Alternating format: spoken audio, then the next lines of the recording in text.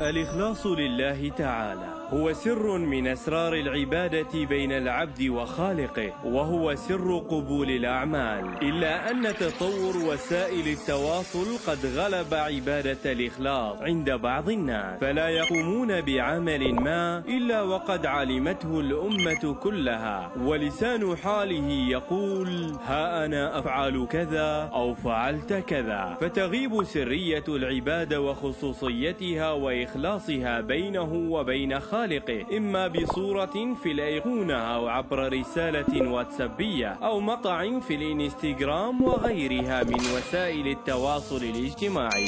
أخي الحبيب، احذر أن يداخلك الرياء أو الشرك الخفي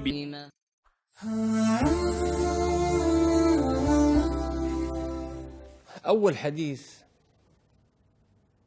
وضعه الإمام النووي في كتابه الأربعين النووية: إنما الأعمال بالنيات. لأن النية والإخلاص لله عز وجل في العمل شرط من شروط قبول العمل الصالح. لا يقبل العمل عند الله عز وجل إلا إذا توفرت فيه شرطين.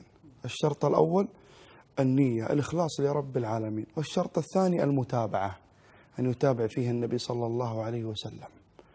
وهذه النية وهذا الإخلاص أمرها عظيم وعزيز عند الله عز وجل. والتفاضل بين العباد في الأعمال الصالحة يكون بمقدار ما فيها من إخلاص لرب العالمين.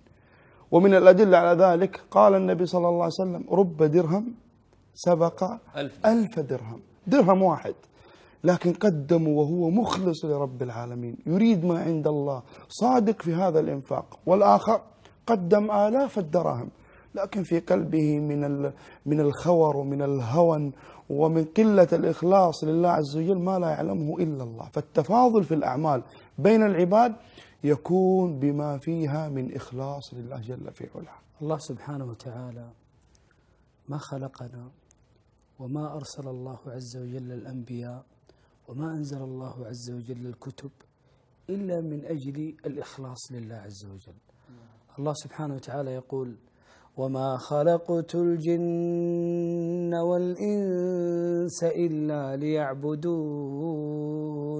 يقول ابن عباس: معنى يعبدون يوحدون، أي لا يعبدون العبادة إلا من أجل الله. لا تنسى الإعجاب بالفيديو والاشتراك في القناة ونشره إلى أكبر عدد ممكن من الناس لكي تعم الفائدة إن شاء الله. قناة الحرمين الشريفين.